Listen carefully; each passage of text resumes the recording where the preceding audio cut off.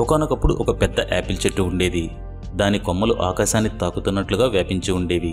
ఒక అబ్బాయి రోజు ఆ చెట్టుతో ఆడుకుంటూ ఉండేవాడు. అతను ఆ చెట్టుపైకి ఎక్కి యాపిల్ పండ్లను కోసుకుని తింటూ, ఆ చెట్టు నీడలో సేద తీరుతూ, ఆ చెట్టుతో సరదాగా కబుర్లు చెబుతూ ఉండేవాడు. దానికి బదులుగా ఆ చెట్టు కూడా అతన్ని ప్రేమించేది. అలా రోజులు గడిచే కొద్దీ ఆ కుర్రాడు పెరిగి పెద్దవాడయ్యాడు. ఆ చెట్టుతో ఆడుకోవడం మానేశాడు. కొన్ని రోజుల తర్వాత ఆ చెట్టు వద్దకు వచ్చి దిగాలుగా నిలబడ్డాడు. అతన్ని చూసిన ఆ చెట్టు, ఏంటి దిగాలుగా ఉన్నావు, వచ్చి నాతో ఆడుకోవచ్చు కదా అంది. దానికి అతను, నేను ఇంకా చిన్నపిల్లవాడిని కాదు నీతో ఆడుకోవడానికి. నాకు ఆడుకునేందుకు బొమ్మలు కావాలి. అవి కొనాలంటే నా దగ్గర డబ్బు లేదని అంటాడు. అప్పుడు యాపిల్ చెట్టు, ఓస్ అంతే కదా, నా దగ్గరైతే డబ్బు లేదు. కావాలంటే నా పండ్లను అమ్మి వాటితో వచ్చిన డబ్బుతో నీవు బొమ్మలు కొని ఆడుకోమని సలహా ఇస్తుంది. దానికి అతను ఆనందంతో చెట్టుకు ఉన్న యాపిల్స్ మొత్తం కోసుకుని ఆనందంగా వెళ్ళిపోతాడు. ఆ అబ్బాయి మాత్రం మళ్ళీ ఆ చెట్టు వద్దకు రానే రాడు. కొన్ని సంవత్సరాల తర్వాత ఆ కుర్రాడు పెద్దవాడై మళ్ళీ అదే చెట్టు వద్దకు వస్తాడు. అతన్ని చూసి యాపిల్ చెట్టు సంతోషపడి, వచ్చి నాతో ఆడుకో అని అడుగుతుంది. దానికి అతను, నాకు నీతో ఆడే సమయం లేదు. నేను నా కుటుంబం కోసం పనిచేసి వారు నివసించడానికి ఇల్లు కట్టాలి అని అంటాడు. అప్పుడు చెట్టు, నా దగ్గర ఇల్లు లేదు. కావాలంటే నువ్వు నా కొమ్మలు నరికి వాటితో నువ్వు ఇల్లు కట్టుకో అని చెప్తుంది. అప్పుడు అతను ఆ చెట్టు కొమ్మలు నరికి ఆనందంగా తనతో తీసుకుని వెళ్తాడు.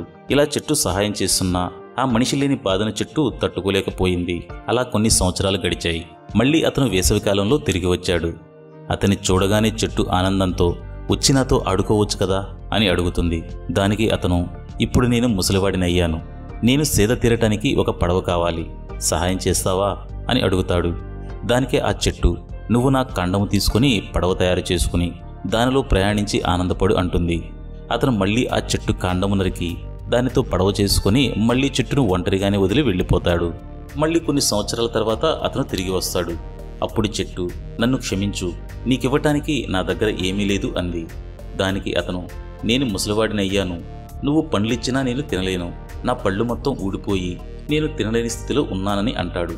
దానికి ఆ చెట్టు బాధపడుతూ, ఇప్పుడు నీకివ్వటానికి నా దగ్గర వేర్లు మాత్రమే ఉన్నవి అని అంటుంది. దానికి అతను, నేను ఇన్ని సంవత్సరాలుగా పనిచేసి అలిసిపోయానని అంటాడు.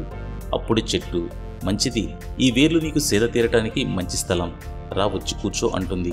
అతను వచ్చి ఆ చెట్టుపై కూర్చుంటాడు. అప్పుడు ఆ చెట్టు ఆనందంతో కన్నీరు కారుస్తుంది. ఈ కథలోని నీతి ఏంటంటే, చెట్టు మన తల్లిదండ్రులకు ప్రతిరూపం. మనం యుక్త వయసులో ఉన్నప్పుడు వాళ్ళతో కలిసి ఎంతో నేర్చుకుంటాం. మనం పెరుగుతున్నప్పుడు వారిని వదిలి వెళ్ళిపోతాం.